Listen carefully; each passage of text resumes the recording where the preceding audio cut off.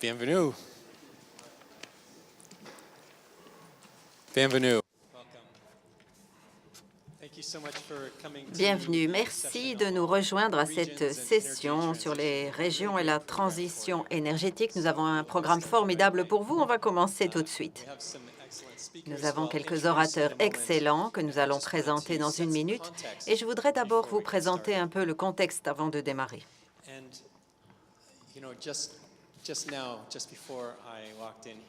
Avant de rentrer dans la salle, j'avais simplement écouté ce que Jeremy Rifkin disait et j'apprécie beaucoup le fait que vous soyez venus nous écouter, nous, alors que Jeremy Rifkin parle dans une autre salle. Il parlait du nouveau rapport des Nations Unies, le rapport IPCC, le panel sur le changement climatique. Ce rapport qui parle du fait que des grands changements sont nécessaires. Le statu quo n'est pas une option. Même une différence de 5 degrés dans la température mondiale peut avoir un impact climatique énorme. Et c'est ce que nous allons voir de plus en plus, même dans les 12-13 années qui viennent. Et cette prochaine décennie est très importante. Nous nous apercevons que nous ne sommes pas sur la bonne voie. Les émissions internationales, les émissions de gaz à effet de serre continuent d'augmenter. Et tout cela semble être une histoire très négative, mais je voudrais vous expliquer pourquoi j'ai quand même de l'espoir. Oui, des changements énormes sont nécessaires, mais les changements sont autour de nous en permanence. Et il est essentiel de se rendre compte que, alors que tant d'entre nous, et il y a énormément d'exemples que je voudrais partager avec vous aujourd'hui, donc il y a tellement de personnes qui font une différence fondamentale par rapport à ce sujet. Et je crois que ce que nous allons voir de plus en plus, ce sont des trajectoires où l'on voit des pics des émissions et des gaz à effet de serre avant de diminuer. Et c'est partiellement dû au fait qu'il y a énormément d'efforts consacrés pour parvenir à un niveau réduit d'émissions liées à l'efficacité énergétique, moins de dépendance par rapport aux énergies fossiles et de nouvelles technologies qui sont en émergence. On nous explique que nous avons environ une décennie avant de ressentir certains de ces impacts climatiques énormes. Et donc la question c'est, avons-nous assez de temps? C'est une question essentielle. Quand on nous explique que nous allons ressentir cet impact climatique, évidemment, ça a plusieurs effets négatifs, mais notamment si vous êtes pauvre. Ceux qui vivent dans une pauvreté extrême sont les plus susceptibles de devoir faire face à une qualité de l'eau en chute libre, à un changement de leurs conditions pour trouver de l'alimentation et aussi tous les effets négatifs liés au changement climatique. Mais à nouveau, je voudrais attirer votre attention sur les raisons qui nous permettent d'avoir l'espoir. La pauvreté extrême est en fait en déclin. Nous sommes à un moment très important de l'histoire. Pour des millions de gens dans le monde, il est maintenant possible de sortir de la pauvreté extrême. Et ce n'est pas simplement vrai pour la Chine et pour l'Inde, c'est un phénomène international. C'est partiellement dû au fait que l'accès s'améliore aux médicaments, au traitement des eaux ménagères, l'accès à l'éducation, l'emploi, le commerce. On a beaucoup d'histoires positives que l'on peut raconter ici. Et tout cela fait partie du mouvement vers la cause du développement durable. Ce que vous avez à l'écran, c'est tous ces phénomènes qui se développent en parallèle. Je voudrais vous encourager, lorsque l'on parle des gaz à effet de serre, qui sont si importants pour tant d'entre nous, que, en fait, ce ne sont pas simplement des événements isolés, ce sont des événements qui interviennent en même temps. Et l'échelle du temps est essentielle. Si l'on veut atteindre un monde en 2050 neutre en carbone, il nous faut énormément de travail. Bien entendu, ce n'est pas simple. Je ne veux surtout pas dire qu'il ne faut rien faire. Nous allons déjà dans cette direction. Ce que je veux vous dire, c'est que la diminution de la pauvreté extrême nous permet d'avoir un peu plus de temps et nous avons le temps de rouler nos manches et d'y aller. Et c'est le défi essentiel sur lequel nous travaillons tous. Mais il y a des raisons de garder l'espoir. En même temps, je pense qu'il est important de souligner pourquoi les choses ne sont pas encore arrivées. C'est en fait parce que l'échelle de transition de l'économie doit refaçonner notre monde. Cette échelle est si énorme que je pense que beaucoup d'entre nous ne pouvons même pas l'imaginer. Ce que vous voyez là à l'écran, c'est la consommation de différentes sources d'énergie entre 2000 et 2017. On y voit que même avec l'explosion colossale des énergies renouvelables que l'on a vue ces dernières années, on a vraiment l'impression qu'on y est, que notre futur en énergie renouvelable est vraiment là, à la porte, qu'on peut simplement passer des énergies fossiles aux énergies renouvelables. Mais en fait, en ce qui concerne l'utilisation des sources d'énergie, on voit qu'il y a encore du progrès à faire. Regardez la catégorie du pétrole et du gaz naturel. Vous voyez qu'il y a un creux. Et ça, c'était en 2009. C'était le ralentissement économique mondial qui a eu lieu à l'époque et l'impact sur la consommation. On voit donc qu'il reste encore énormément de travail et c'est un défi. Donc, je ne veux en tout cas pas dire que c'est très simple, mais voilà pourquoi on n'y est pas encore arrivé. Et peut-être c'est tout l'enjeu lorsque l'on se rend compte de l'énormité du défi. On a envie de serrer le poing, de montrer du poing certains lobbies corrompus, les énergies fossiles pour tout le mal qui règne dans le monde. Mais je voudrais vous dire de ne pas tomber dans ce vieux cliché. Cela ne fait que nous distraire du réel problème, du réel défi. Nous n'avons pas un problème pétrolier. Nous n'avons pas un problème dû au charbon. Nous avons un problème lié au gaz à effet de serre. Et vraiment, c'est le problème sur lequel je vous engage à vous concentrer. À l'écran, vous voyez ici qu'il y a un processus. Ici, vous n'avez qu'une forme d'énergie, le secteur pétrolier, que l'on connaît bien au Canada. Et on voit ici qu'il s'agit de la responsabilité du secteur énergétique dans la gestion de ces émissions de gaz à effet de serre.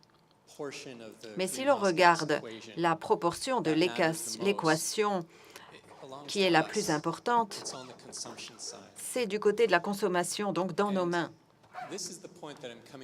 Et voilà le point où j'essaie d'en venir. Il nous faut parler davantage du côté de la demande et pas seulement de l'offre. Au plus nous passons d'un ancien système énergétique fortement centralisé,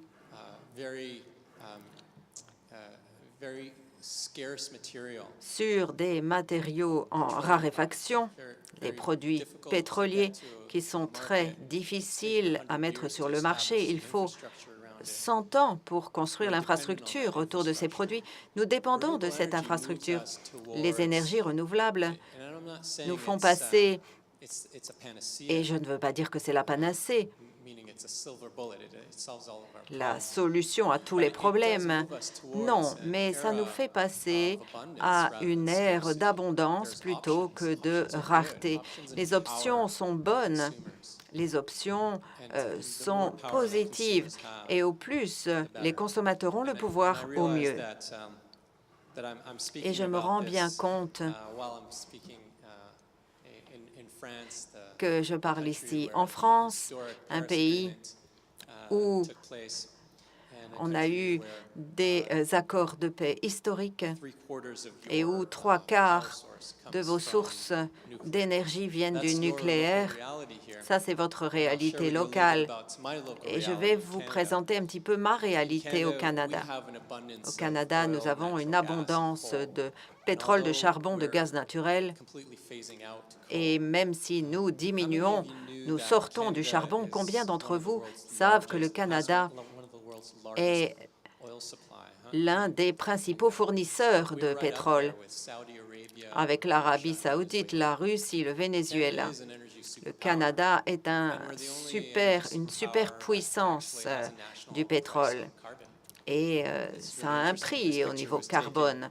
Cette image a été prise il y a 2 ans lorsqu'un accord historique a été signé entre le Premier ministre et les responsables régionaux ou les élus provinciaux et régionaux. Et la partie difficile de l'histoire, parce que c'est une partie positive, mais c'est une partie difficile en même temps, les gens que vous voyez autour de la table ne sont plus en poste, et beaucoup font face à des élections très difficiles maintenant, notamment à cause de ce problème, parce que le prix du carbone est entré dans le monde politique.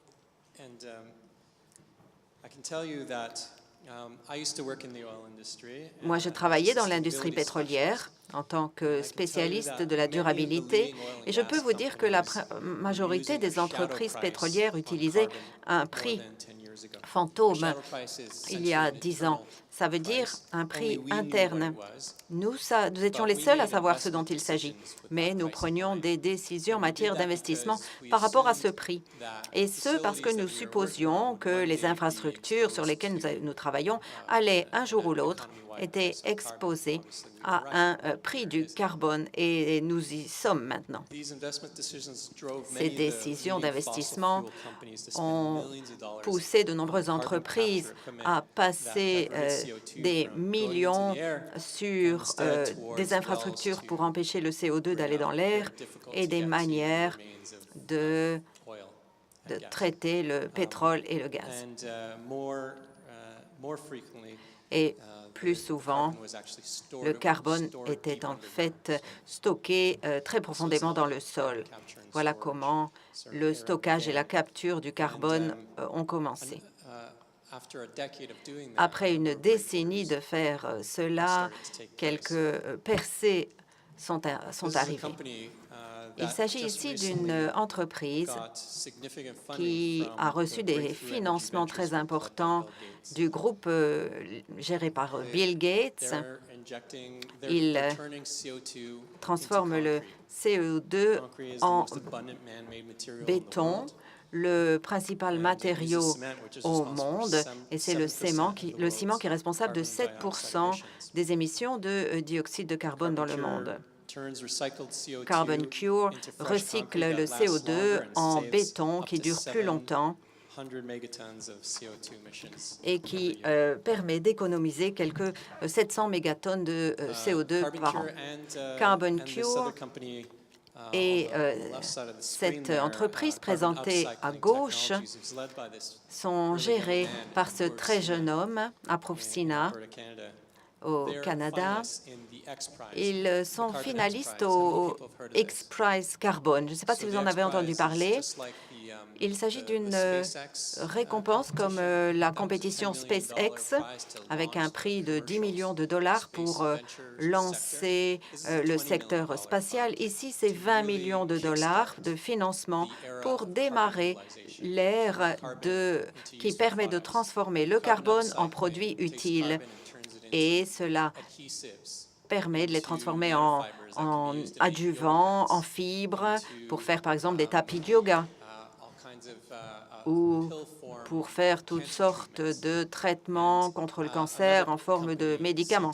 Et une autre entreprise, C2NT, qui est également l'une des 10 finalistes du prix X-Prize, développe de l'acier qui ressemble très fort à l'image que vous avez à l'écran. Donc, c'est de l'acier très léger, plus léger que de l'aluminium, mais plus fort que l'acier traditionnel. Il est hautement conductif et le CO2 peut être converti en acier pour les bâtiments. Une entreprise de services qui s'appelle Capital Power, l'une des entreprises qui sort complètement du charbon, a fortement investi dans TC2 et cela veut dire que avec les achats d'entreprises, 5 sur les 10 finalistes de l'X-Prize sont au Canada. Et le Canada est considéré comme un leader international dans une toute nouvelle industrie qui s'appelle Carbon Tech. Donc, soyez bien attentifs par rapport à Carbon Tech. Il n'y a pas que des produits dont j'ai déjà parlé, mais vous avez aussi des produits pour faire du diamant, par exemple, donc un produit de luxe, en mettant le prix du carbone non pas dans un bureau politique qui peut être renversé aux élections suivantes, mais dans les mains des consommateurs, pour que les consommateurs décident combien ils veulent payer pour le carbone sur base de la disponibilité des produits comme des diamants ou de produits comme les vitamines qu'ils prennent chaque jour. Je pense que ça peut vraiment changer le monde. Merci beaucoup. Et je voudrais maintenant saisir l'opportunité d'élargir la conversation. Je vous ai raconté l'histoire de la région dont je viens, de la transition énergétique que je connais, mais ça, c'est ce qui est beau ici, ce n'est qu'une partie de l'histoire. Il y en a plein d'autres à raconter et je veux vous présenter ici 2 orateurs qui vont vous en dire davantage cet après-midi. Donc, à ma gauche, nous avons Vinay Jajoo, qui est le cofondateur de Switch On et aussi de Onergy et OnScales, basé en Inde. Donc, il vous expliquera pourquoi il gère autant d'organisations. Il est en partenariat avec plusieurs agences ou gouvernements, comme l'ambassade des Nations Unies. Il a reçu également un prix pour le leadership et l'entrepreneuriat de la part de plusieurs organisations, y compris la Fondation Packard et d'autres.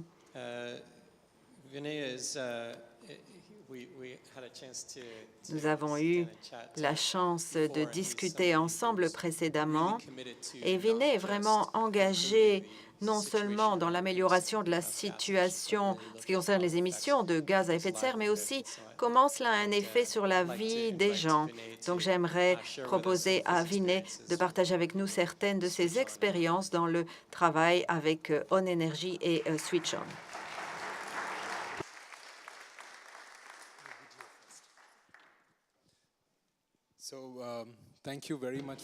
Merci beaucoup de m'accueillir ici. Je suis donc Vinay Jajoo. Je viens d'Inde et je vais vous donner un aperçu de notre travail. Je vais vous expliquer ce que nous faisons. Je vais vous montrer quelques images qui vous présenteront l'endroit également où nous travaillons. Nous venons d'un groupe avec différentes initiatives. L'énergie, bien entendu, est l'une de ces initiatives. Donc, une petite introduction sous forme de vidéo pour commencer.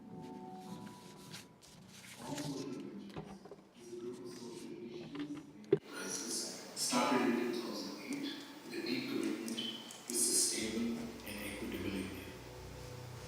Switch On is a not-for-profit that works on incubating initiatives. Switch On travaille sur des initiatives énergétiques et en même temps crée un écosystème par des formations, de l'amélioration de qualifications et des améliorations énergétiques pour créer un impact en matière de durabilité. Nous travaillons dans 16 États avec un fort centrage sur l'Est et le Nord-Est de l'Inde. Switch On travaille dans le domaine de l'accès à l'énergie, l'agriculture, les qualifications et le bien-être. Ces 10 dernières années, il y a eu 3 entreprises qui ont été créées, Energy Solar, Organic Food et OnSkills. We have impacted over 5 lakh lives and won multiple national and international awards. Et nous avons obtenu plusieurs récompenses internationales et nationales. Nous avons été reconnus par des organisations très importantes en matière de développement social et en matière d'impact. Nous travaillons sur les énergies renouvelables et nous disséminons l'énergie solaire. Nous avons également des facilités en matière de paiement. Nous travaillons sur l'irrigation solaire, l'énergie solaire et des centres TIC qui ont un impact sur la subsistance, sur l'eau et sur le bien-être des populations. Nous développons également des modèles qui donnent une approche au développement. Nous avons des initiatives sur l'agriculture durable. Nous travaillons avec les agriculteurs, avec des programmes gouvernementaux et nous créons des liens avec le marché et nous apportons du soutien aux agriculteurs pour augmenter leurs revenus. Nous assurons la promotion également de l'agriculture bio et nous leur permettons aux agriculteurs d'adapter une approche de marché. Récemment, nous avons travaillé avec Skilling pour des formations pour les jeunes. Nous créons des programmes de qualification pour les jeunes. Dans le domaine du bien-être, nous faisons de la recherche et du lobbying pour la qualité de l'air. Nous avons également un programme extra-scolaire pour les enfants. Poussés par notre rêve et notre passion pour une Inde durable, nous travaillons sur différents programmes, différentes initiatives auprès des communautés. Rejoignez-nous dans notre programme On India.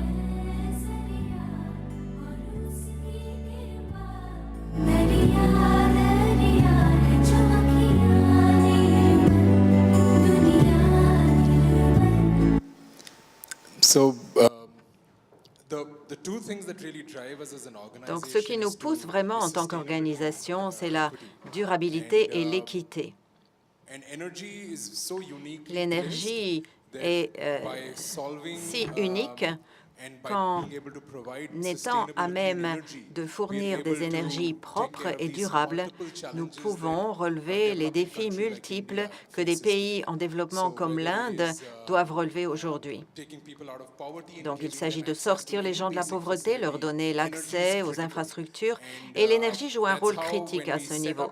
Voilà pourquoi, quand nous avons créé notre société sociale dans le domaine de l'énergie solaire, nous sommes centrés sur différents défis. Il y a 2 domaines dans notre intervention, notamment. J'aimerais vous les mentionner. Je vais vous parler de comment nous avons des villages d'énergie solaire. Et ma deuxième présentation, ce sera les systèmes d'irrigation basés sur le solaire. En termes d'échelle, il faut également une orientation marché. Et notre défi, c'est comment pouvons-nous orienter vers le marché une population qui n'a pas d'argent, donc une population à laquelle les banques ne prêteraient pas, tout cela coûte très cher. Quand on achète une voiture, on n'achète pas un puits de pétrole, mais quand on achète du solaire, on achète de l'énergie pour 25 ans. Et ça, c'est un actif très coûteux pour chacun de ces consommateurs. Donc, comment peut-on être lié au marché? Comment peut-on avoir un accès aux technologies propres? Et c'est très important pour l'Inde.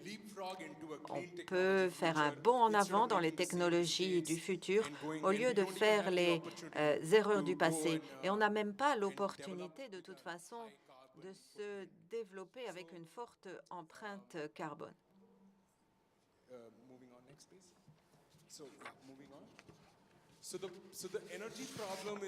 Donc le problème énergétique est très bien défini, ainsi que la solution. Si on peut utiliser les énergies propres, à nouveau, on comprend tout cela très bien, en Inde tout au moins.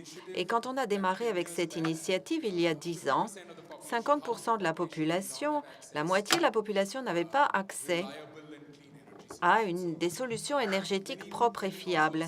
Beaucoup de ménages vivent encore avec le kérosène. Évidemment, ça change très fortement d'année en année et l'énergie solaire a pris davantage de place dans les solutions énergétiques proposées dans notre pays.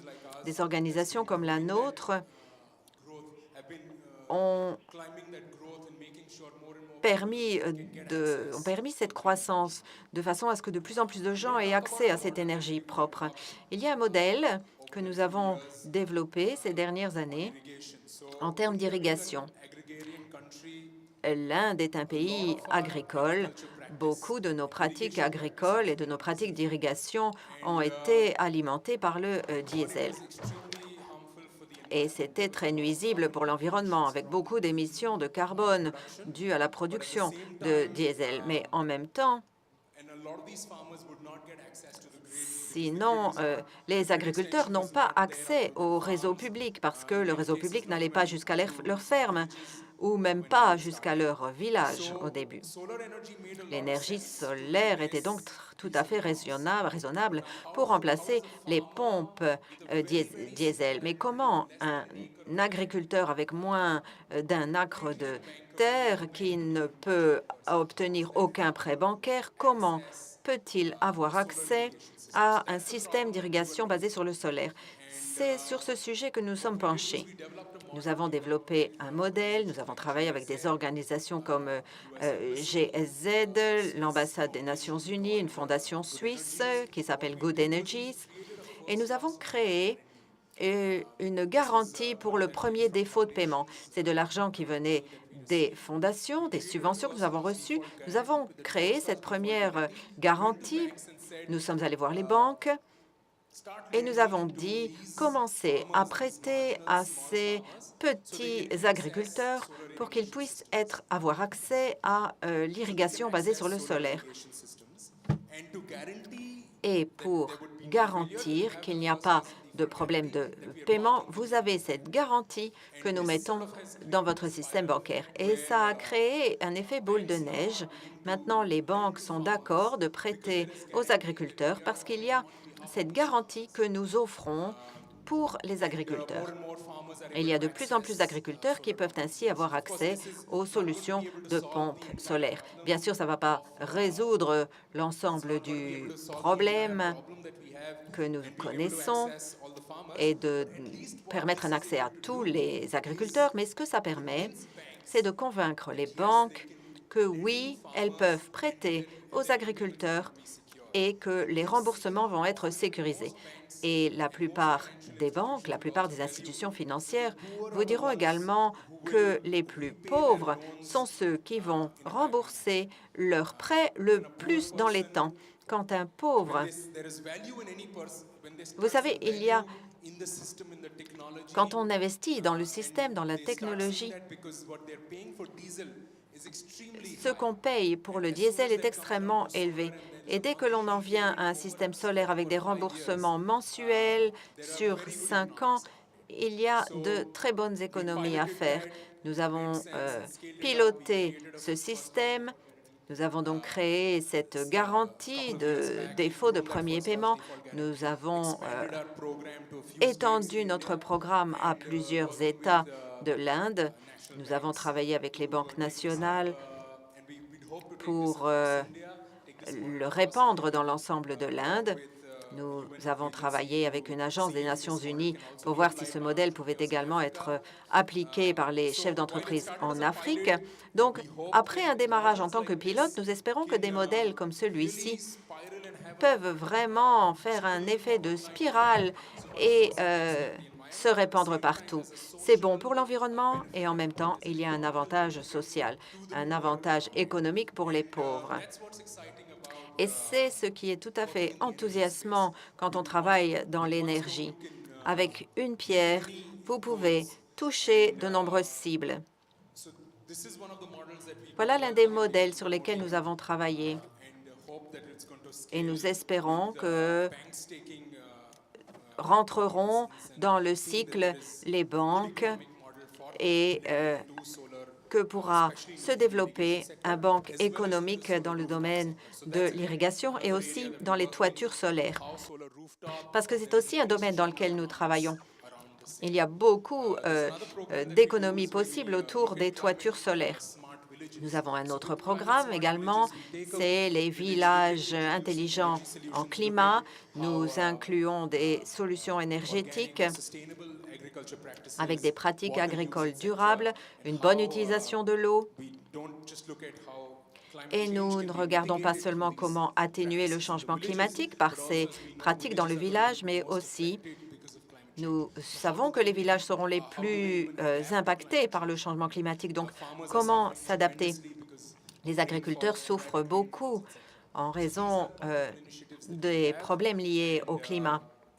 Voici donc certaines de nos initiatives. Merci beaucoup de m'accueillir ici et de me permettre de travailler, de parler de notre travail. Et j'attends avec enthousiasme d'entendre parler de vos initiatives et de ce qu'on peut faire ensemble. Merci beaucoup. Thank you, Vinay, for sharing that. Merci Vinay d'avoir partagé cette excellente histoire. Gardez vos questions à l'esprit parce qu'on aura une petite session de questions-réponses avec nos deux orateurs après la deuxième présentation. Mais tout d'abord, je voudrais inviter Roland Stultz à partager avec nous quelques informations sur ce travail dans la société 2000 watts. C'est un projet excellent et quand je parlais à Roland tout à l'heure, ça a l'air d'être quelqu'un qui est un homme de la Renaissance, qui s'est réinventé de nombreuses fois, qui a démarré sa carrière dans l'architecture. Et depuis, il est le fondateur et ambassadeur de la société 2000 watts et de l'ISCN, le réseau de campus durable. Et il a également été consultant pendant de nombreuses années. Et je pense que j'ai vu que son entreprise a embauché jusqu'à 1000 personnes en Suisse. Et il est vraiment entré sur le développement de bâtiments écologiques et de faible impact écologique. Il y a encore beaucoup de choses à dire sur Roland quand on regarde sa biographie, mais je vais lui donner la parole pour qu'il raconte lui-même sa propre histoire et partage ses informations avec nous. Merci beaucoup, Léo. Ça fonctionne? Voilà, donc je vais vous parler de ces 50 ou 15 années d'expérience avec quelque chose qui est moins agréable que ce qu'on a entendu jusqu'ici. Parce qu'on va parler de vous et de nous, de nous-mêmes. Quand vous regardez ce graphique, vous voyez que 2000 watts, c'est 1 tonne d'émissions de CO2 par personne et par an, à condition que 3/4 de ces 2000 watts soient produits avec des énergies renouvelables. et qu'il ne reste que 500 watts par habitant, par personne. Donc, qu'est-ce que ça veut dire? En fait, c'est plus comme une marque qu'un calcul physique. Mais ça a été calculé par des scientifiques de l'Institut de technologie suisse, l'ITH, à Zurich et Lausanne. Donc, quand on voit dans les années 60, j'étais un enfant à cette époque-là, j'avais une belle vie et nous avons grandi, nous avons progressé jusqu'à 6000 watts en Europe, 6000 watts par personne et par an. Maintenant, il faut qu'on redescende à 2000, dont les 3/4 avec des énergies renouvelables.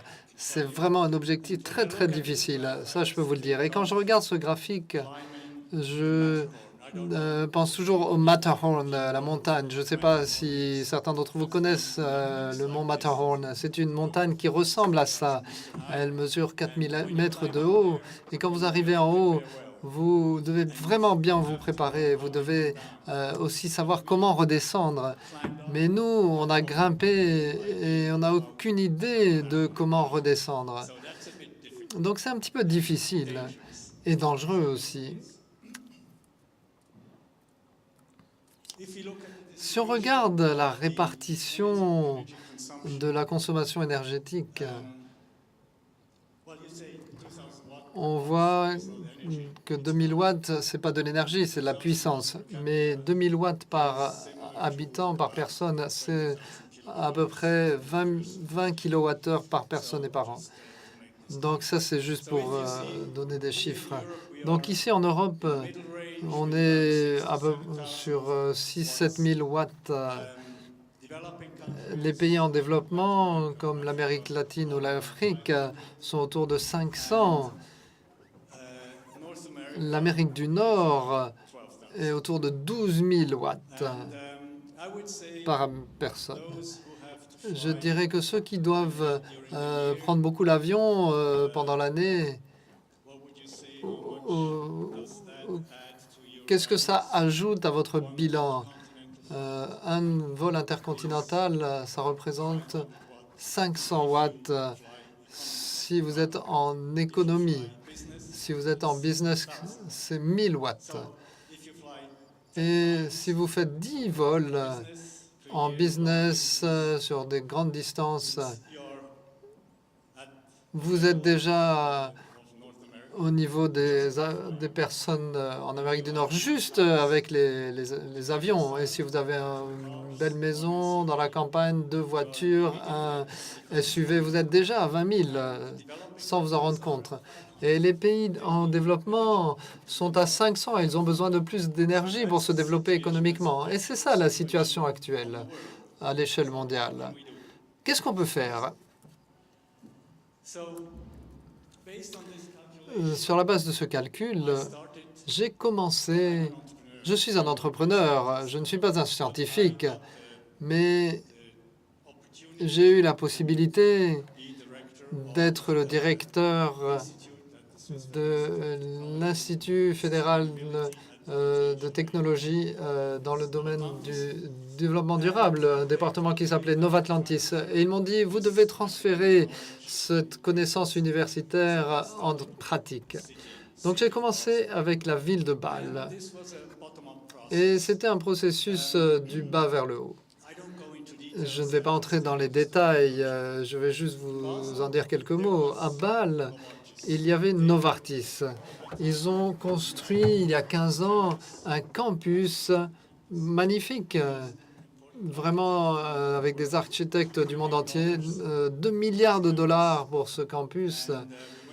Et on est allé les voir et on leur a dit, voilà, on est ici avec l'idée de la société de 1000 watts. Et ils ont dit, allez, c'est bon, on va essayer. On va essayer d'atteindre cet objectif. Et ils ont contribué.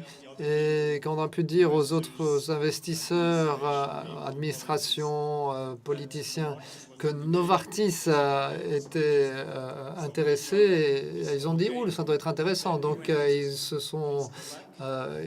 nous ont suivis. Ensuite, on est allé voir la ville de Zurich et on leur a expliqué ce que les gens de Bâle faisaient. Et on leur a dit, vous êtes plus avancés qu'à Bâle. Il y a une petite concurrence entre les deux villes, Zurich et Bâle. Et on leur a expliqué, et le maire a dit, allez, on y va. Et en 2008, le maire a organisé un référendum en Suisse.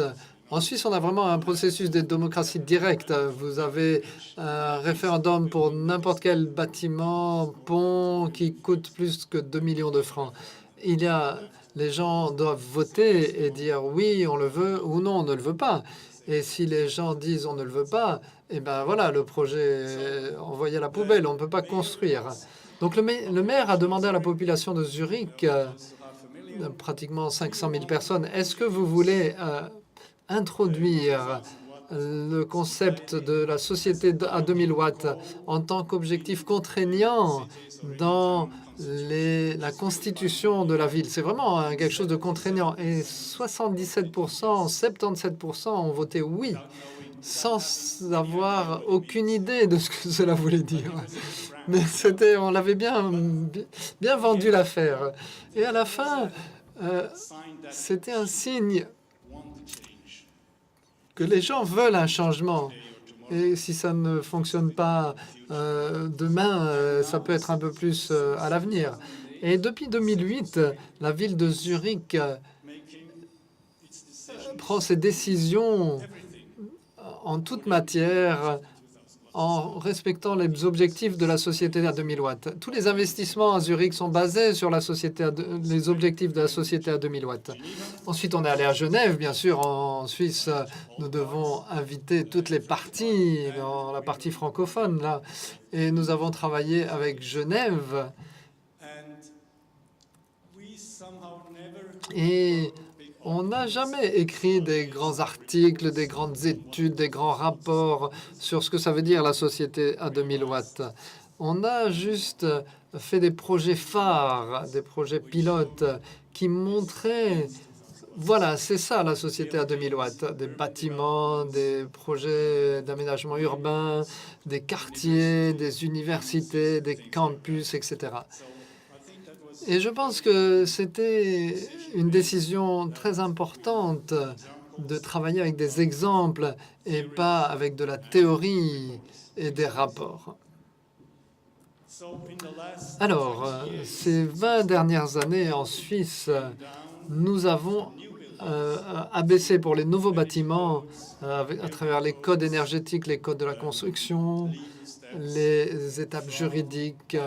On a diminué d'un facteur 10 la consommation énergétique des nouveaux bâtiments. Donc un nouveau bâtiment, si vous construisez aujourd'hui un nouveau bâtiment en Suisse, il consomme 10 fois moins qu'un bâtiment construit dans les 60, 70, 70 ou 80.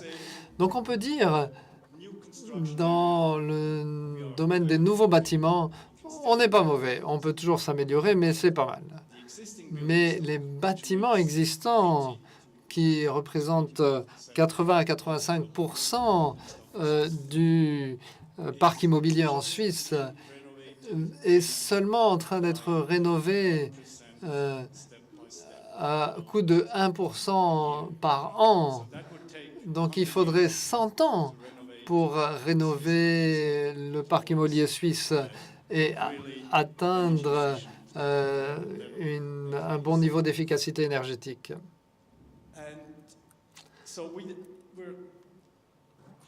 Donc, on est très occupé à réaliser des projets sur le transport, la mobilité, les bâtiments individuels. Et on s'est rendu compte que l'activité les plus efficaces était au niveau du quartier. Parce que là, on touche la plupart des domaines du développement durable. C'est l'efficacité énergétique, l'énergie renouvelable pour les bâtiments, pour le transport, les évolutions techniques, les aspects sociaux, l'intégration des immigrants de différentes cultures, l'espace naturel, l'environnement. Et de nos jours, pour moi, l'un des principaux aspects est d'essayer de sauver la démocratie. Parce que je suis convaincu que la démocratie en Europe ou en Amérique est vraiment en péril face au populisme et à l'extrême droite. Donc on a commencé à se concentrer sur les quartiers. Et nous avons créé un système de certificat un quartier à 2000 watts. Maintenant, ces dernières années, on en a eu 25 et c'est assez récent. Et on a des plans et la réalisation de 25 nouveaux quartiers qui vont de 500 à 2000 habitants. Tout cela construit et géré conformément aux principes et objectifs de la société à 2000 watts. Il y a un calcul assez simple. C'est bien plus simple que les indicateurs LEED, PRIEM, BREEAM, etc. Pour ceux qui connaissent les certificats de construction. C'est un calcul très simple. On calcule les émissions de CO2 pour le transport, la construction, c'est ce qu'on appelle l'énergie grise ou cachée, pour le chauffage et le refroidissement ou la climatisation. Et ici, on est proche de zéro pour ces bâtiments. Le transport est le principal problème. Ensuite, vous avez le résultat. Vous devez être à l'intérieur de la courbe rouge et à droite, vous devez être au moins 80% dans la plupart des domaines. La principale conclusion de tout cela, c'est que c'est important de mesurer les succès et les réussites, ou les échecs, parce que la plupart des déclarations, quand elles sont réalisées, tout le monde se fiche de la situation réelle. Donc, si on parle d'efficacité énergétique, il ne faut pas seulement parler d'objectifs de planification, il faut mesurer les succès pendant la gestion et l'utilisation de ces bâtiments, de ces infrastructures, etc. Alors, pour finaliser ma présentation, et ça c'est vraiment la diapositive la plus importante, nous sommes actifs à 5 niveaux. À un niveau individuel, nous parlons de comment un style de vie, à quoi un style de vie peut ressembler avec 2000 watts. C'est la chose la plus importante. Ça nous concerne, comment nous vivons et comment notre environnement économique. Et mon impression, c'est que sans changements radicaux, comme la troisième révolution industrielle dans le domaine économique principal, dans l'économie mainstream, on ne pourra pas résoudre le problème. Donc, c'est vraiment un niveau individuel. Au niveau des bâtiments uniques, on a des certificats, des mesures, des contrôles. Ensuite, on a les quartiers, puis les villes avec l'urbanisme, les plans d'urbanisation. Nous avons des outils aussi à un niveau national. Et ici, je voudrais vous inviter à aller sur ecospeed.ch/privat, P-R-I-V-A-T, et pour calculer votre propre consommation énergétique et vos émissions de CO2.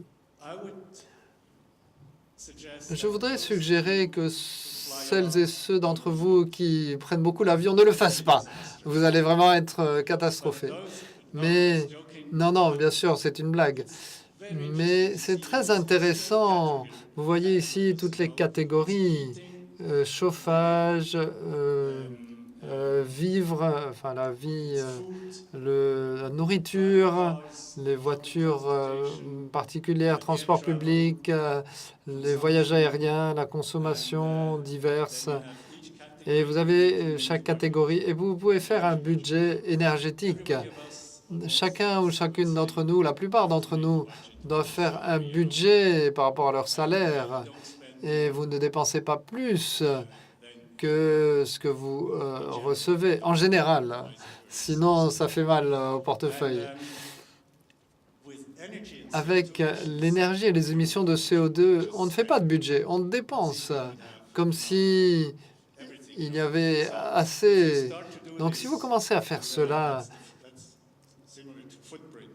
c'est similaire à l'empreinte carbone mondiale ou globale.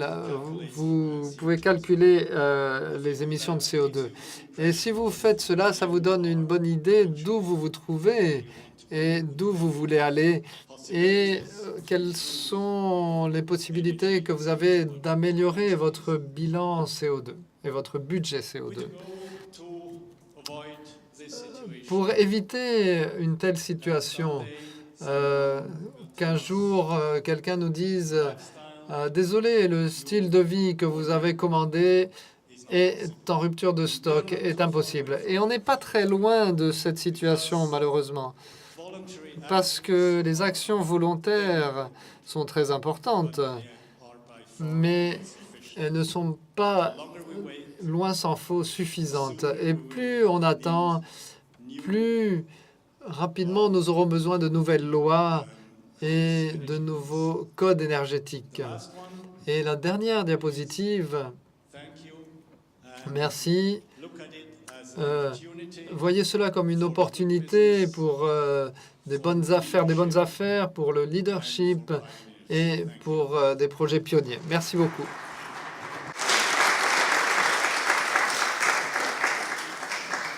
Good job. Thank you for that. Merci beaucoup.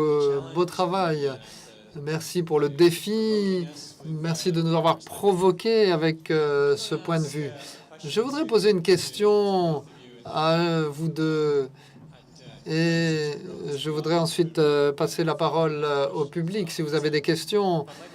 Ma question, pour commencer, c'est celle-ci. Il me semble que dans les programmes que vous avez développés autour de l'énergie, de l'agriculture et la formidable d'histoire liée à la société à 2000 watts, ce sont des histoires d'entrepreneurs. Vous avez pris une approche d'entrepreneur. Et je me demande, est-ce que si vous pouviez nous parler un petit peu du processus que vous avez utilisé pour transformer vos idées en réalité. Vous avez tous les deux parlé du mot pilote. On a fait un projet pilote. Je voudrais savoir quelle est l'importance de projet pilote dans le processus et qu'est-ce que vous avez appris des processus de mettre en œuvre quelque chose qui a un tel impact positif. Je vais commencer avec vous, Roland. Je pense qu'il faut un certain équilibre entre les activités de pionniers, les pilotes et le travail quotidien.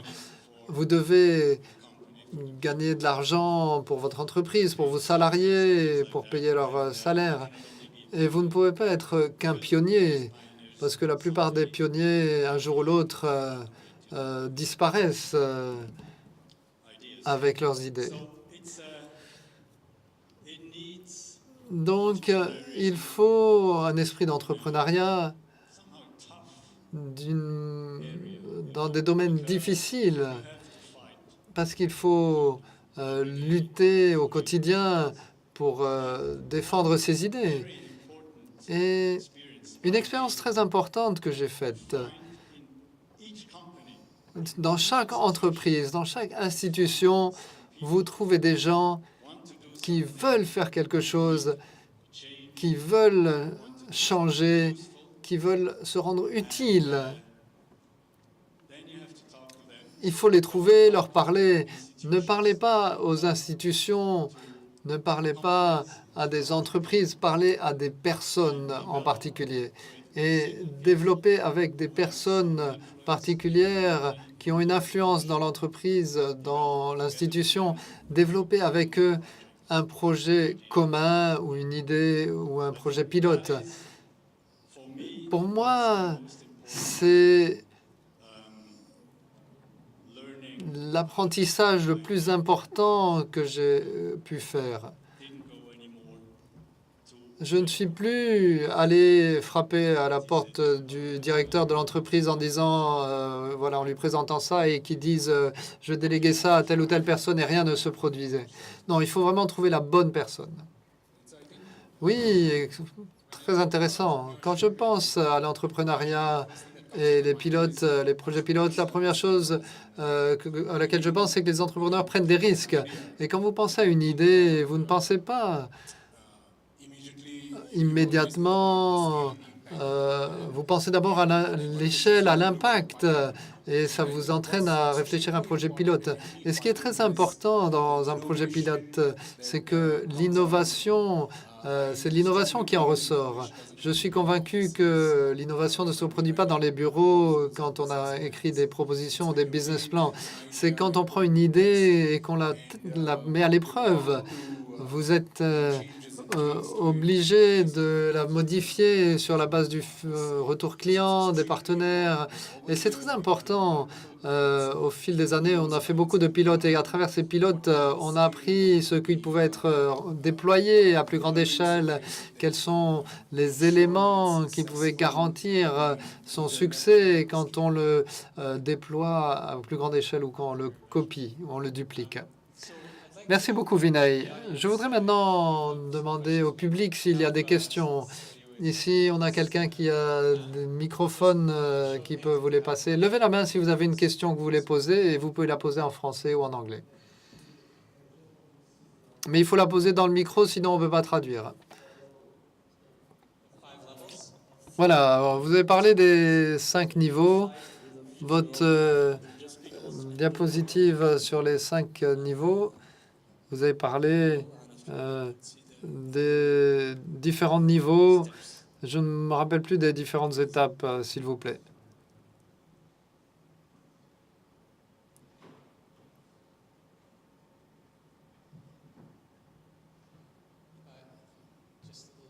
Oui, c'est plus bas. Voilà, celle-ci. C'est celle-là. Voilà, vous n'avez pas parlé des autres points.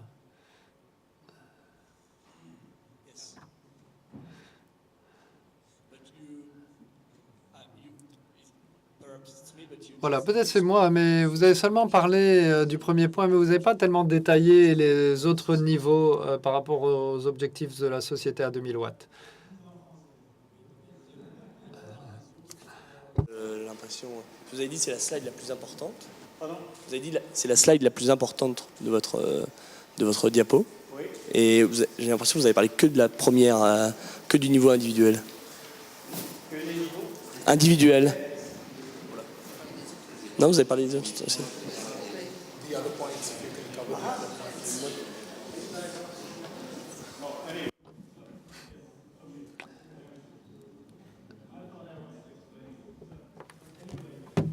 Dans le micro, il faut qu'il lui dise de prendre le... Merci. Alors, effectivement, le niveau individuel, ça c'est clair. Les bâtiments individuels, donc le deuxième niveau. Ça, c'est un point très important. Bien sûr, je n'ai pas pu entrer dans les détails parce que je pensais que je n'avais plus assez de temps. Mais j'étais le président de la commission énergétique de l'Association suisse des architectes et des ingénieurs. Donc, je suis allé dans cette association et j'ai dit, voilà, on a la société à 2000 watts. Faisons une norme à ce sujet. Parce que si vous avez une bonne idée, que vous êtes un pionnier, c'est très bien, mais ça doit devenir quelque chose de juridique. Donc on a développé un certificat pour les bâtiments à 2000 watts au niveau de l'association suisse des architectes et ingénieurs. Et c'est la base pour les décideurs, les investisseurs. Ils peuvent dire, voilà, on investit conformément à un certificat élaboré par les professionnels. Au niveau des quartiers, je l'ai expliqué, l'histoire du certificat pour le quartier à 2000 watts, avec le transport, les aspects sociaux, l'intégration des immigrants, etc., etc. Ça, c'est un autre certificat.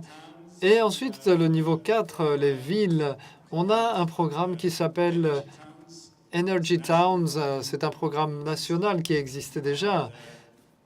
Et il y a à peu près 450 villes en Suisse qui sont membres et impliquées dans ce programme Energy Town.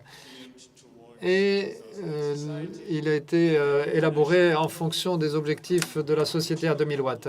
Et au niveau des cantons et des régions, ou au niveau national en Suisse, tous les cantons travaillent maintenant avec des objectifs 2000 watts. Ils ont ça dans les lignes directrices énergétiques pour les cantons.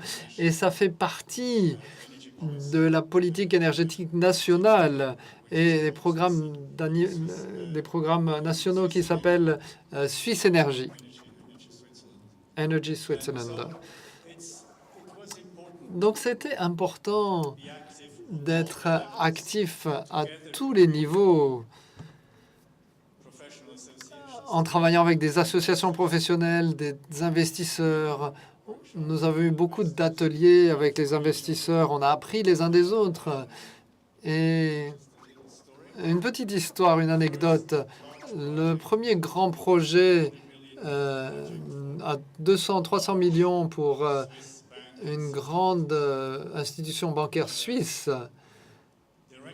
le directeur du département immobilier de cet institut bancaire a lancé un appel d'offres pour ce bâtiment qui devait être le bâtiment le plus durable, le bâtiment bancaire le plus durable en Europe. Et à l'époque, nous étions un petit bureau de 25 personnes. Nous avons remporté cet appel d'offres, ce concours.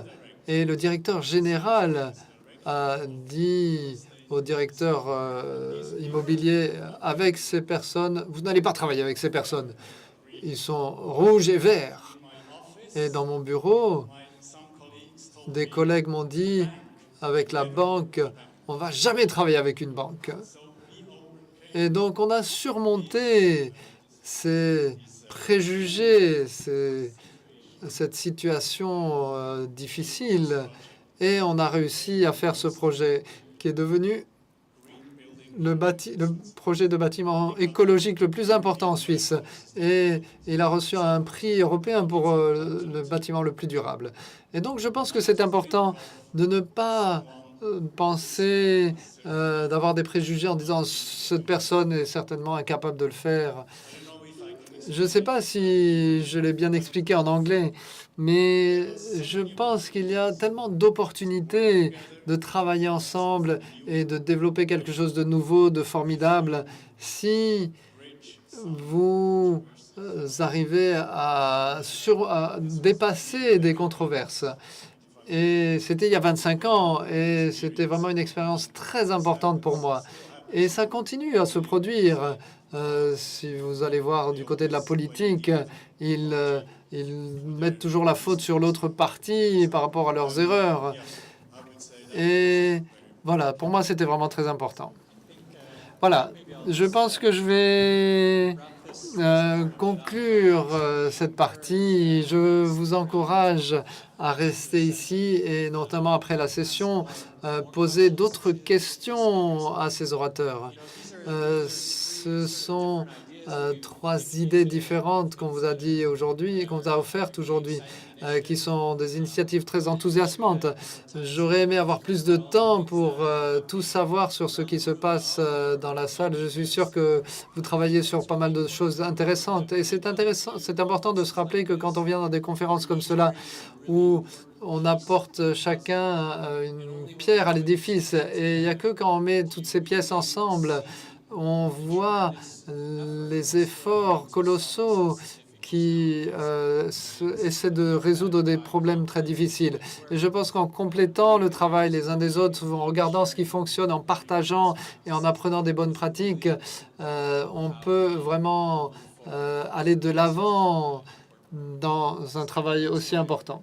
And on that, thank you so much, Roland. Merci beaucoup, Roland, Vinay, Please, a round of applause for. et je vous propose de les applaudir.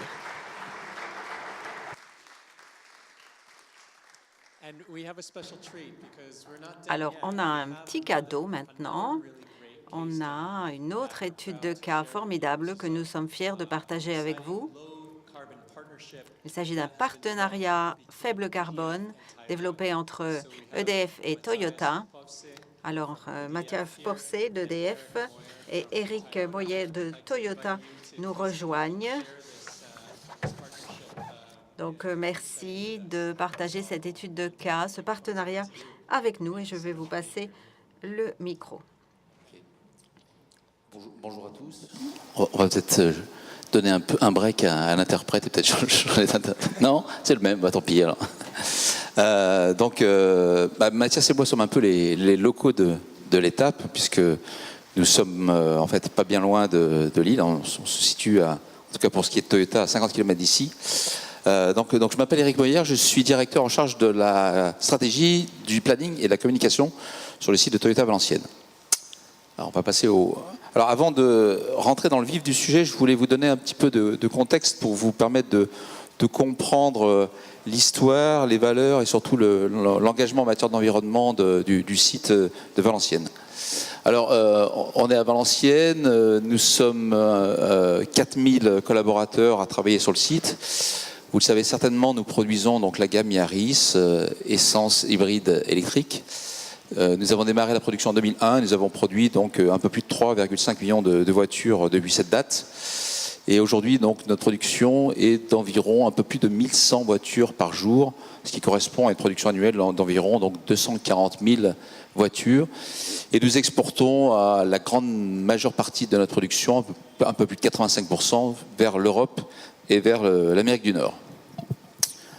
Alors, nous sommes un site, je dirais, intégré et complet. Pourquoi ? Parce que nous couvrons toutes les activités de production de A jusqu'à Z. C'est-à-dire que nous transformons les bobines d'acier que vous voyez là en pièces que nous soudons pour former donc la caisse de la voiture, qui ensuite va être peinte donc dans l'atelier peinture, pour ensuite faire l'objet donc d'assemblage de tous les composants, donc amenés en juste à temps par notre logistique, y compris la partie donc tableau de bord et pare-choc que nous produisons également sur place. Tout ça évidemment sous l'œil vigilant de l'ensemble de la division qualité, alors, non seulement au sein de la division elle-même, mais au sein de de tous les ateliers donc qui doivent produire les pièces et les différents composants avec une qualité irréprochable. Alors, le slide suivant, s'il vous plaît. Donc il y a à peu près 20 ans, lorsque le Toyota a conçu ce site, il a tout de suite pris en charge, je dirais, une démarche environnementale. L'objectif était de faire à cette époque-là un site en rupture complète avec ce qui avait été fait jusqu'à présent et d'adapter la construction et le design du site à la production de la Yaris, c'est-à-dire notamment d'avoir un site le plus compact possible pour nous permettre donc de réduire au maximum notre consommation d'énergie. Donc le slogan du démarrage du site était Green, Clean and Lean Factory 21st. En français, donc un site du 21e siècle, propre, performant et respectueux de l'environnement. Et un des exemples qu'on cite le plus souvent, c'est que notamment la surface au sol est toujours donc de 30% inférieur à des sites comparables au niveau automobile, ce qui nous a permis donc d'être tout de suite très très efficace. Et puis nous avons aussi utilisé donc des équipements dès le démarrage, tels que station de traitement des eaux, des emballages retournables qui nous évitent de faire appel à des emballages qu'on ne pourrait pas donc recycler, et également donc une technologie donc de peinture avec des cartouches qui nous permet également de limiter énormément les émissions de solvants. Alors évidemment, on était déjà bien équipé au départ, mais fidèle, je dirais, à l'esprit Kaizen de Toyota, on a essayé donc de progresser pas à pas depuis le démarrage. Et vous voyez quelques exemples, notamment en matière d'eau. Donc on a réussi à réduire depuis 90% notre consommation d'eau. Et aujourd'hui, par exemple, par le biais donc du recyclage de certaines eaux usées, mais aussi par la récupération des eaux de pluie. Alors aujourd'hui, en ce moment, on n'est pas très très gâté, mais voilà. Donc on arrive maintenant à se passer quasiment d'eau industrielle. On a réduit aussi beaucoup de nos émissions de composés organiques volatiles et également donc notre consommation d'énergie, qui est un petit peu le sujet d'aujourd'hui, puisque vous voyez qu'on a réduit de 55% notre réduction de notre consommation d'énergie. Alors, on a eu aussi la possibilité de recourir à des équipements nouveaux depuis le démarrage. Donc, vous voyez là quelques exemples du photovoltaïque, un mur solaire, une chaudière biomasse, qui nous permet aussi donc là de réduire notre consommation d'énergie. Alors aujourd'hui, notre avenir, notre mission, il est double. D'une part, sur un plan industriel, nous nous sommes fixés comme objectif de développer encore le site et d'atteindre 300 000 voitures en production annuelle, aujourd'hui, donc ce qui représente à peu près 30% de plus qu'aujourd'hui, avec notamment l'apport d'un deuxième modèle. Alors aujourd'hui, rien n'est encore vraiment décidé, mais c'est vraiment l'ambition pour le site valenciennois. Et puis également, c'est pas parce qu'on va produire plus de voitures qu'on s'autorise à consommer plus, à émettre plus de CO2. Non, l'objectif aussi, ça c'est un objectif, je dirais, global Toyota dans le monde entier, ce qui a été baptisé le Toyota Environmental Challenge 2050, ça va être de réduire de façon drastique les émissions de CO2. Alors pour nous, site de production, on est concerné par un de ces challenges, qui est le slide suivant, le deuxième, qui est d'atteindre 0 CO2 sur des sites de production à l'horizon 2050. Donc vous voyez, entre 2001 et 2015, on a réussi à réduire de 55% de notre consommation. On s'est fixé un palier intermédiaire parce que certes, 2050 c'est à la fois proche, mais c'est encore un peu éloigné, donc on a un petit peu de temps, mais néanmoins on n'a pas trop de temps à perdre. Donc l'objectif intermédiaire est d'atteindre à nouveau une réduction de plus de la moitié de notre consommation d'énergie pour atteindre donc moins 54% en 2025. Alors vous allez me dire, mais comment vous allez faire pour atteindre cet objectif très très ambitieux ? On a regardé ce qu'on pouvait faire. Alors donc, évidemment, on s'est dit, soit on continue à faire la stratégie des petits pas du Kaizen, c'est-à-dire de continuer à progresser année après année, ce qu'on va faire, ce qu'il faut faire. Et puis après, on avait deux solutions. Soit on faisait appel à des grands consultants experts en énergie, ou alors on trouvait un opérateur qui était capable de fournir un accompagnement complet. Donc, vous l'avez compris, donc c'est la troisième solution qui a été choisie. Et on s'est tourné vers EDF pour ce point. Alors pourquoi EDF ? Alors je ne dirais pas qu'on a une vieille histoire en commun, mais quand même on a déjà développé pas mal de partenariats. Alors outre le fait que EDF est un de nos fournisseurs d'énergie, on a eu notamment l'occasion de développer des partenariats sur des pilotes, notamment à Strasbourg pour tester de l'hybride renouvelable, rechargeable, à Grenoble pour tester des solutions de mobilité électrique. Voilà. Et puis on a évidemment des objectifs assez similaires en matière de réduction de CO2. Et de notre côté, on a estimé que EDF présentait des arguments très solides en matière donc d'expertise, en matière de présence européenne, parce que certes, Valenciennes est le seul site de production Toyota en France, mais nous avons d'autres sites en Europe, donc il y a aussi une idée de pouvoir faire un petit peu de benchmark. Et puis enfin, EDF nous proposait une solution avec une ingénierie complète. Voilà, donc je vais passer la parole à Mathias, et en guise de passage de témoin, on voulait vous montrer un petit film qui dure 1 minute en 3D, qui illustre un petit peu notre vision à 2050.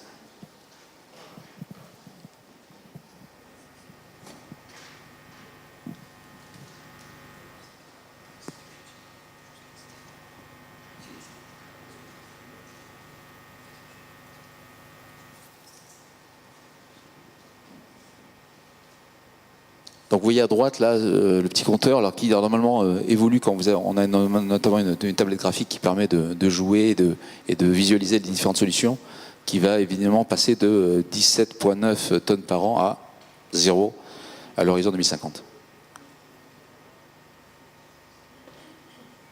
Donc là, vous devinez quelques solutions, mais Mathias va vous en parler beaucoup mieux que moi.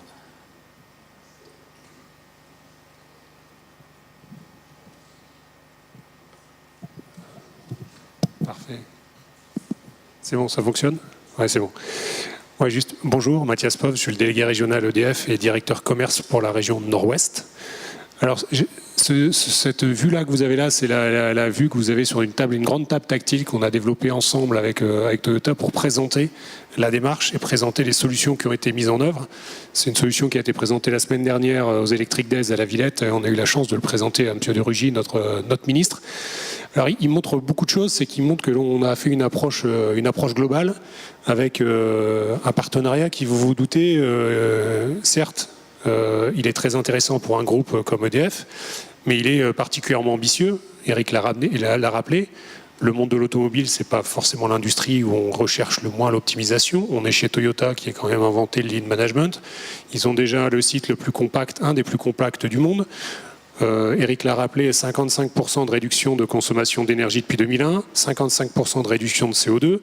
On voit toutes les technologies qui ont déjà été mises en œuvre, Eric l'a rappelé tout à l'heure, avec déjà du solaire, de la biomasse, etc. Donc on ne part pas sur un terrain qui est très très favorable puisqu'on a déjà optimisé beaucoup. Et comme vous le savez, quand vous commencez à avoir une stratégie de réduire les émissions de CO2, les toutes premières actions, ça permet de faire chuter très nettement les émissions de CO2 parce que c'est comme Pareto, hein, on a 20% des premières solutions font baisser de 80% et les derniers pourcents, c'est les plus difficiles à aller chercher. Et il se trouve que c'est là où on a démarré ensemble, puisqu'on a cherché à regarder comment on allait travailler. Alors, on viendra tout à l'heure sur la forme de partenariat qui est particulièrement originale, mais là, je voulais qu'on s'arrête 5 minutes, puisque vous pouvez voir sur les choses en vert, c'est qu'on a commencé, avant de vouloir faire de la techno pour faire de la techno, on s'est dit déjà, travaillons ensemble à regarder comment on peut optimiser le process existant. C'est-à-dire, on a été rechercher les petits pas. Vous voyez, le Kaizen est présent, parce que ça fait partie des recherches. C'est-à-dire qu'on a fait une espèce de diagnostic énergétique géant avec l'expertise et la recherche et développement de Toyota, en mettant nos experts d'EDF en équipe commune pour rechercher ces solutions. Et ensuite, on le verra tout à l'heure, on a cherché à substituer l'énergie résiduelle, quand on a une fois qu'on a optimisé, pour pouvoir aller chercher les dernières sources d'émissions de CO2. Là, si on peut passer.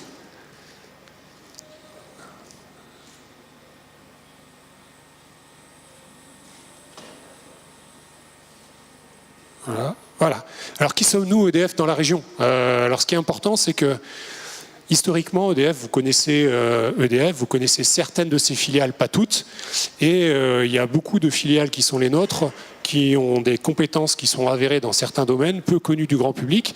Et ce qui est important et ce qu'on souhaitait faire dans cette approche, et c'est pour ça que vous voyez apparaître la marque EDF Solutions Énergétiques, c'est non pas avoir une réflexion de comment placer une succession de produits en fonction de besoins identifiés à tel endroit, telle machine, etc., mais bien d'avoir une approche de solutions énergétiques. C'est-à-dire mettre en commun l'ambition industrielle qui est celle de Toyota, on l'a vu tout à l'heure, passer à 300 000 véhicules, avoir deux plateformes sur la même chaîne, donc non pas en pro forma, mais en se projetant et en ayant une étude projective de la chose, avec bien entendu, puisque on est dans une logique industrielle, une logique de coût, et donc aller rechercher des solutions bas carbone qui soient performantes économiquement dans une usine, on l'a dit tout à l'heure, qui est déjà leader dans son domaine en matière d'efficacité énergétique.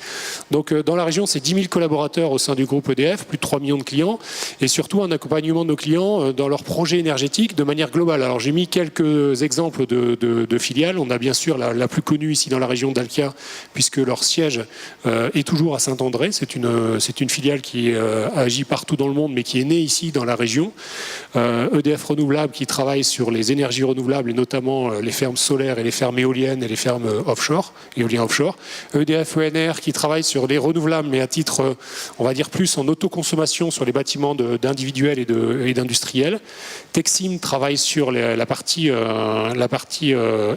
récupération de chaleur fatale sur les compresseurs. Vous voyez qu'on est sur des choses assez techniques. Et deux objets que l'on va voir tout à l'heure, Agrégio et Perfesco, qui sont Agrégio, un outil d'agrégation. Alors là, on tombe dans comment agréger des effacements et de travailler sur la valorisation d'économie d'énergie. Et Perfesco, qui est une filiale qui nous permet de faire des investissements déconsolidés pour vendre un usage et non pas vendre un produit. On le verra, c'est d'ailleurs ce qu'on a souhaité faire sur l'éclairage. Alors j'y viens sur ce que j'évoquais tout à l'heure, la particularité et l'originalité de ce partenariat. C'est-à-dire qu'en septembre 2017, on a décidé de faire une convention de partenariat où on n'a pas dit ce qu'on allait faire.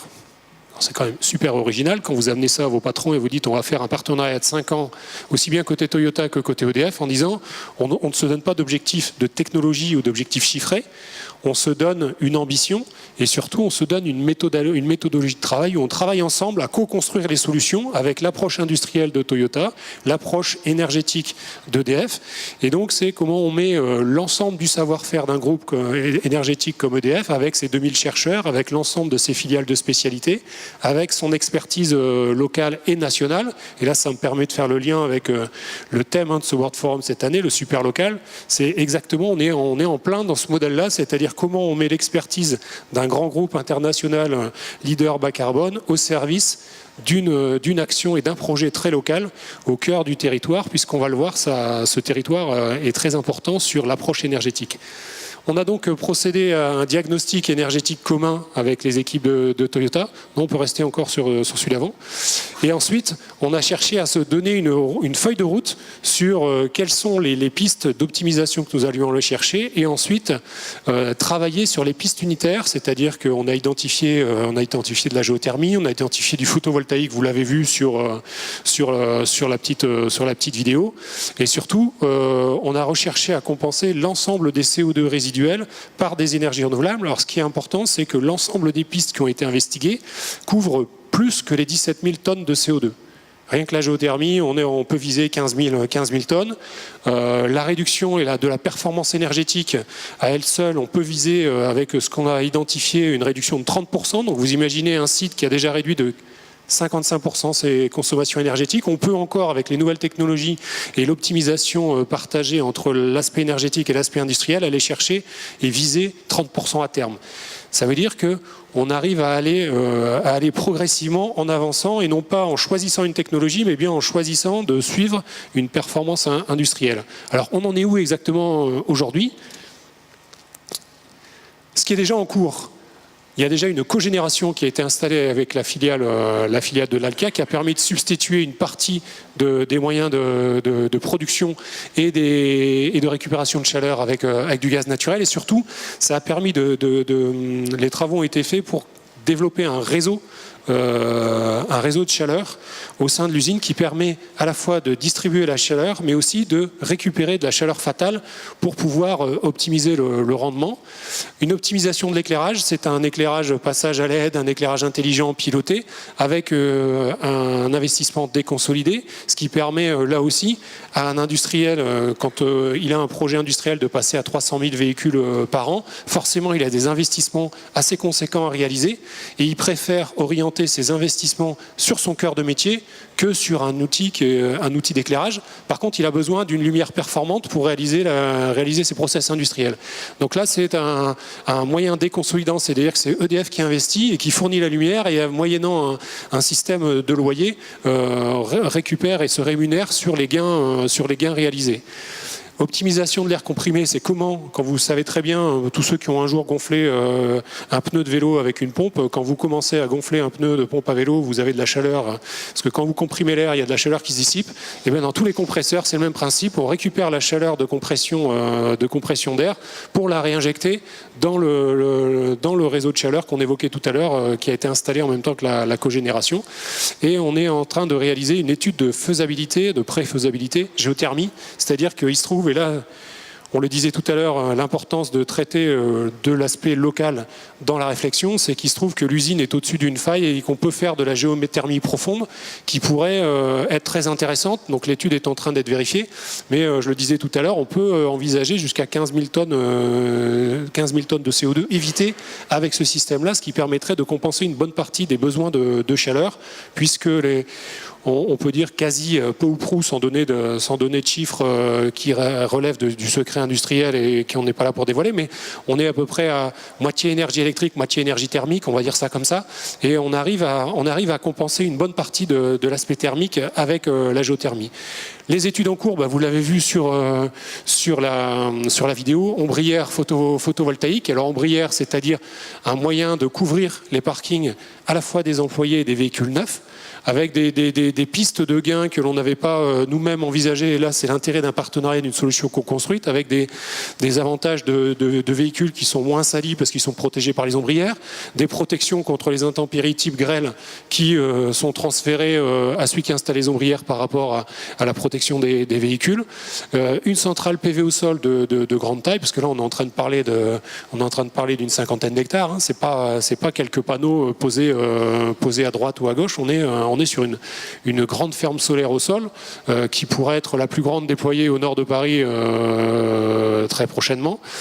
Fourniture de certificats de garantie d'origine, c'est comment on travaille à avoir dans un premier temps, le temps qu'on monte en puissance l'ensemble de ces solutions, de pouvoir garantir que l'électricité qui est utilisée, notamment dans le process industriel, soit issue d'autres moyens de production ENR qui ne sont pas localisés sur le site, mais qui sont dans le périmètre d'EDF. Et ensuite, une récupération et une valorisation de chaleur fatale. On l'a vu, les premières études sont en cours, mais l'idée est de récupérer l'ensemble de la chaleur fatale, et notamment avec, on peut le souligner parce que c'est une start-up de la région, TerraOtherm, c'est un procédé de récupération de chaleur sur le traitement de l'air. Et donc, quand vous allez brasser des quantités d'air dans il faut imaginer une usine d'un seul tenant de 17 hectares, forcément, il y a des volumes d'air très importants. On récupère une bonne partie de la chaleur sur ce traitement d'air. Et voilà les différents participants. Et ce que je voulais dire avant de passer sur les facteurs clés de succès, déjà remercier Luciano Biondo qui ne pouvait pas être avec nous, Eric, Didier Fillon qui travaille avec nous sur ce sujet et nos équipes, puisque c'est un partenariat qui est basé sur la confiance. Et quand on dit travailler, si on passe au facteur clé de succès, travailler en open book, on est vraiment en train de co-construire la solution. Et je pense que c'est la première clé de réussite de ce partenariat. C'est-à-dire qu'on est sur une approche énergétique de notre part, une approche industrielle de la part de Toyota, et on va chercher la meilleure des solutions, et surtout on va concevoir nativement l'évolution du process industriel en y adressant la question énergétique dès le départ. Et donc forcément, on est plus efficient en travaillant de cette façon-là. Et je pense qu'il y a aussi une volonté commune de ne pas faire du greenwashing. C'est clair, on est dans une démonstration que sur une industrie aussi pointue que l'automobile, on l'a dit, dans une usine qui est très, très à la pointe sur le sujet, on peut avoir des solutions pour passer à zéro carbone avec un modèle économique, puisque on est dans de la performance économique dans le fonctionnement de l'usine. C'est le deal de ce partenariat. Et aujourd'hui, on peut déjà envisager plusieurs schémas. C'est ça qui est intéressant, c'est-à-dire que la richesse de ce qui a été investigué peut permettre de neutraliser les 17 000 tonnes de carbone émises chaque année par différentes voies, en mettant de l'ENR d'un côté, en mettant de la géothermie, en mettant de la récupération de chaleur, en substituant certains usages de chaleur par de l'électrique pour décarboner encore, et en allant chercher également des moyens de biomasse, puisqu'on a une filière biomasse dans l'Avesnois qui nous permet de le faire. On est vraiment dans une investigation où on recherche la solution la plus équilibrée en fonction du calendrier de transformation du process industriel et en fonction du calendrier d'avancée de mise en place des solutions énergétiques, puisqu'avec les innovations que l'on a vues qui sont technologiques, on a aussi des innovations de financement, on en a parlé avec l'éclairage, et certains actifs vont permettre, les économies réalisées avec certains actifs qui sont investis en premier, vont permettre de dégager des financements pour investir sur les autres procédés qui eux-mêmes, de manière assez vertueuse, vont venir décarboner le process industriel. Donc on est dans une usine où aujourd'hui on peut envisager aux alentours de 2020-2025 d'être à zéro carbone. Si tout ce que l'on vous a raconté entre ce qui est déjà lancé et ce qui va se poursuivre en matière d'études se concrétise, ce sur quoi on est assez optimiste et on continue d'y travailler. Voilà. Est-ce que j'ai oublié quelque chose, Eric ? J'ai noté qu'on aurait donc 25 ans d'avance sur le programme, donc c'est voilà. C'est très intéressant. Putativement. Donc, je ne sais pas si vous avez des questions. Volontairement, on a été assez dense sur la présentation pour laisser la place aux échanges. Très bien. On me dit qu'on peut prendre une question. Non. La chaleur tropicale de la salle a eu raison de vous. Ah, oui, monsieur. ESCO, ça veut dire que c'est un financement où c'est EDF qui investit et qui se partage l'économie d'énergie qui est générée par l'investissement et partagée entre l'utilisateur et l'investisseur, c'est-à-dire nous. Alors c'est un terme anglais qui veut dire service enfin c'est un service d'économie, un service d'efficacité énergétique, pardon. Et donc on est dans une espèce de loyer qui rémunère l'investisseur en partageant la valeur créée entre l'utilisateur, c'est-à-dire Toyota et EDF.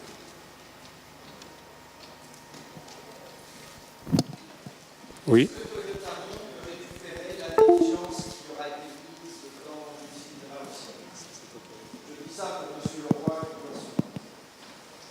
Je ne vais pas parler en son nom, mais oui, bien évidemment, ce qu'on fait d'ailleurs dans tous les domaines, que ce soit l'environnement ou la partie purement manufacturing, on essaye de tirer les leçons et d'appliquer les bonnes pratiques, d'où qu'elles viennent dans l'ensemble du monde Toyota. Donc si effectivement ce programme ambitieux arrive à atteindre ces objectifs, et on n'a aucune raison de ne pas y croire, il est très clair qu'on va pouvoir faire des petits et partager ce savoir-faire, et on espère bien que EDF saura aussi se positionner par rapport à ça. Alors si vous avez bien regardé tout à l'heure sur le visuel de pourquoi ils ont choisi EDF, c'est aussi une présence mondiale. Et donc, alors après, par contre, on réfléchit déjà à certains modèles de duplication. C'est forcément lié à l'environnement, au site. Toutes les usines n'auront pas forcément le même potentiel de géothermie, de solaire, mais il y en aura peut-être d'autres par contre. Donc c'est vraiment une méthodologie et l'approche qui permet d'atteindre cet objectif, mais c'est un des objectifs que l'on a, c'est après de pouvoir dupliquer la chose, tout à fait. Il faut que...